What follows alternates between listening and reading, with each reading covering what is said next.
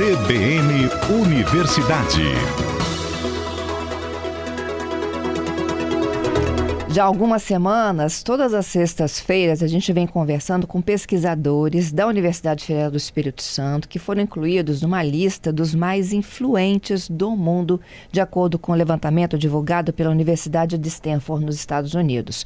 Hoje vocês vão conhecer um pouquinho mais do trabalho do professor José Geraldo Mil. Ele é médico, professor da Universidade Federal do Espírito Santo, pesquisador há décadas.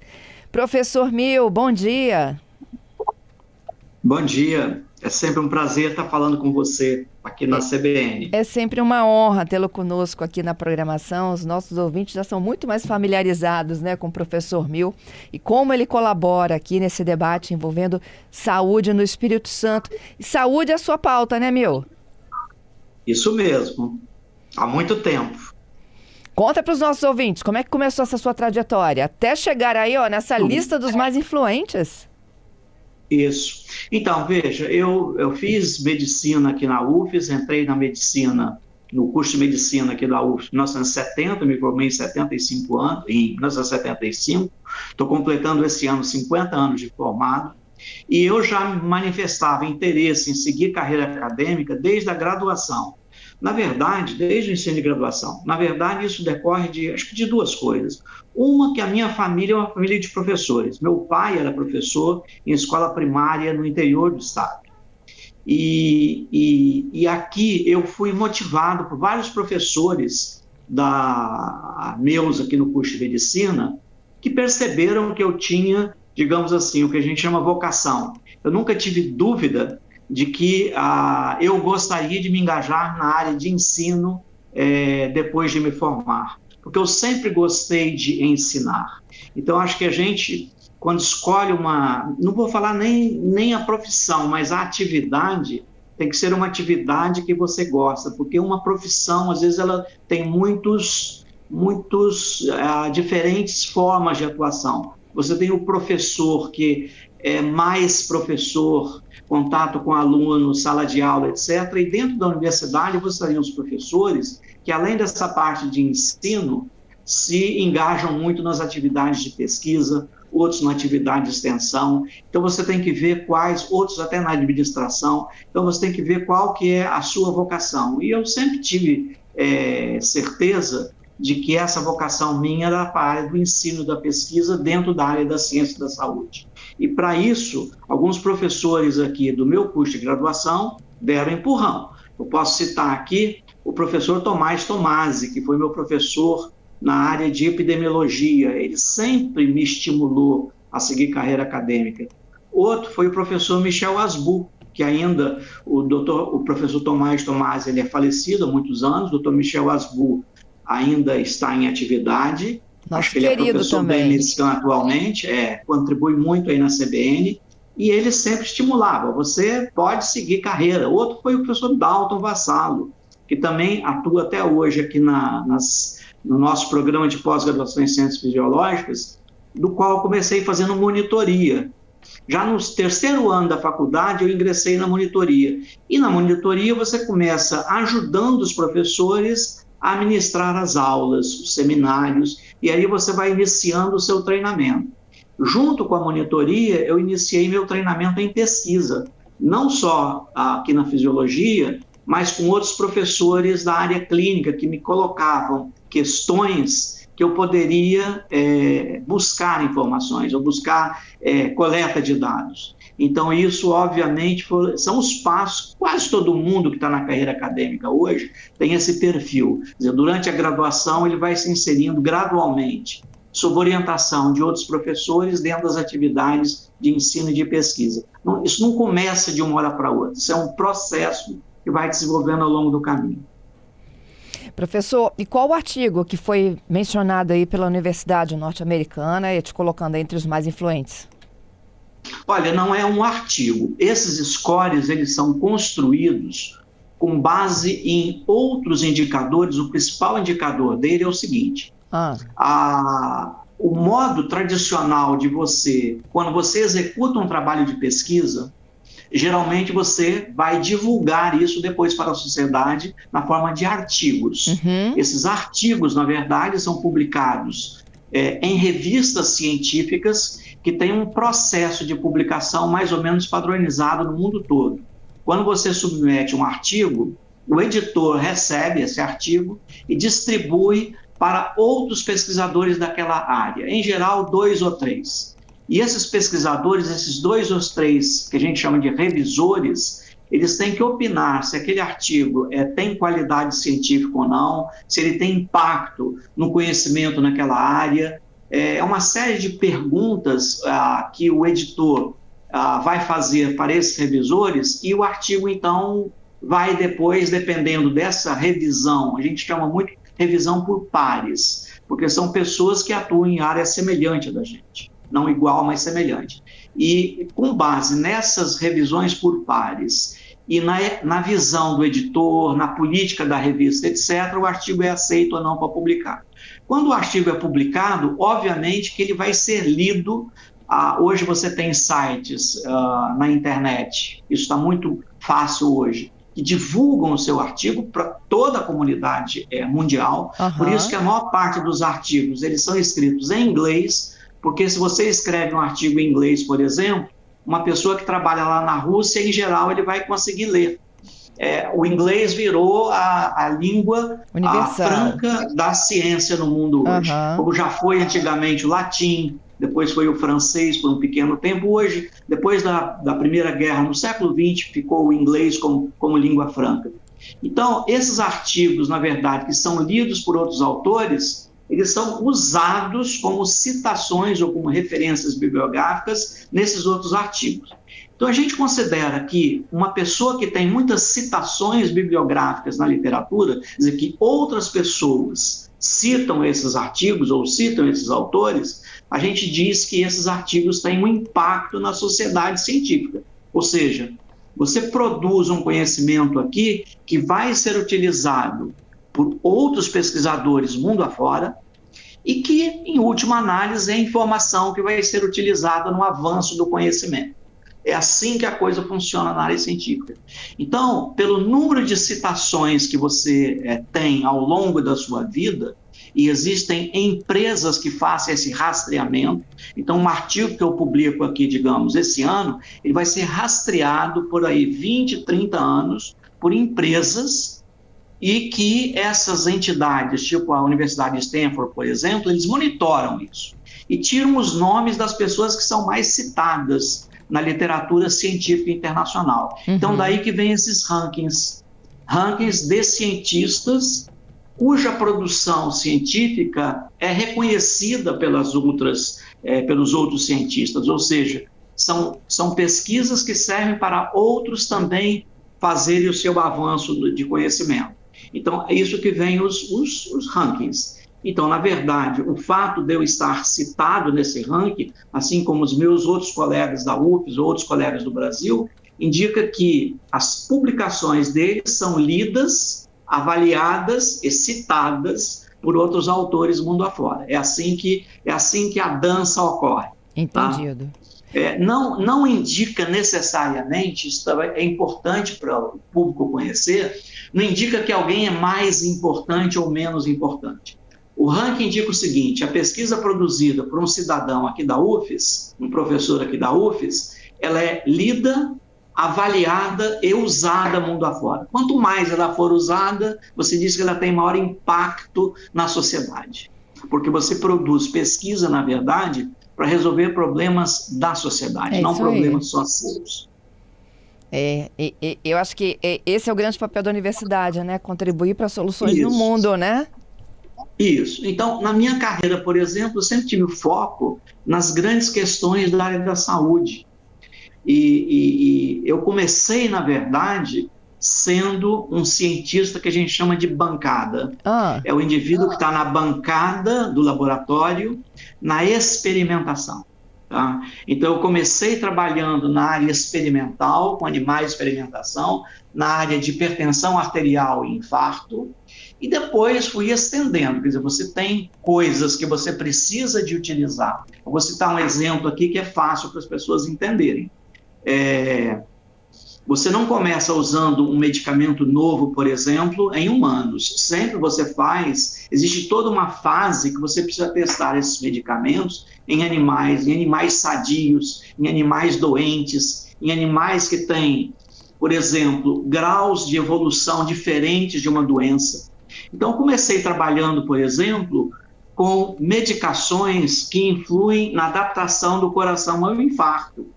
Provavelmente, muitas pessoas que estão ouvindo a gente agora já ouviram falar numa substância chamada losartan, ou losartana. É um dos remédios mais utilizados para tratamento de hipertensão arterial e também um pouco de infarto e hoje para prevenção de doença renal crônica, principalmente em diabéticos. Então, eu usei esse medicamento em animais de experimentação, aqui eram ratos, nos anos 80, quando ainda ele não era um medicamento disponível para uso em humanos, medindo, por exemplo, qual o impacto do uso desse medicamento nas alterações funcionais do coração de um animal que tinha sofrido um infarto, como é que funcionava o rim desse animal, tratado ou não tratado com o losartana, captopril, então outros medicamentos que estão dentro, que não eram usados, por exemplo, na área do tratamento do infarto há 40 anos atrás. Então, esses medicamentos eu trabalhava na área experimental com eles.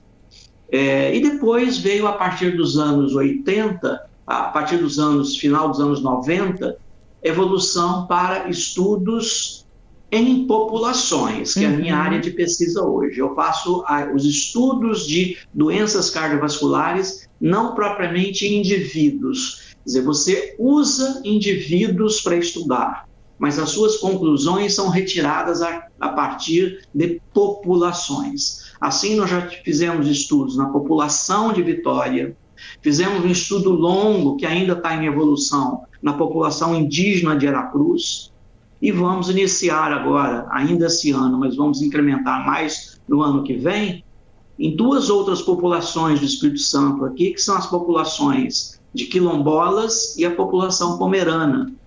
Então, e nesses estudos de população, sempre eu tento correlacionar os dados genéticos com os dados que você colhe nos indivíduos. A gente chama os fenótipos.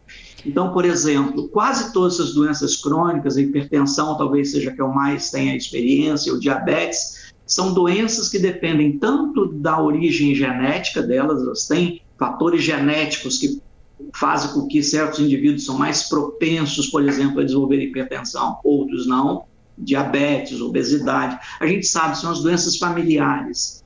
E os hábitos de vida. Então, na verdade, quando você trabalha nessas populações, você busca dados genéticos e hábitos de vida que influenciam tanto na saúde, como no adoecimento ou como na evolução do adoecimento. Muitas doenças, por exemplo, que eram praticamente muito ruins há 40, 50 anos atrás, mesmo o infarto, por exemplo, era uma situação que, em geral, levava à aposentadoria. Hoje, não. Hoje, o indivíduo pode infartar, se ele for bem diagnosticado e bem tratado, ele continua tendo uma vida relativamente normal. Não vai ser normal mais, eu sempre digo isso para os pacientes, um coração que teve um infarto, na verdade, ele vai ter um remendo ali, que é a cicatriz do infarto. Então, não vai ser mais um coração perfeito. Mas com o suporte de medicamentos e de estilo de vida, exercício, alimentação saudável, um sono adequado, o indivíduo pode conviver com aquilo ali sem influenciar muito, tanto a qualidade de vida como a expectativa de vida.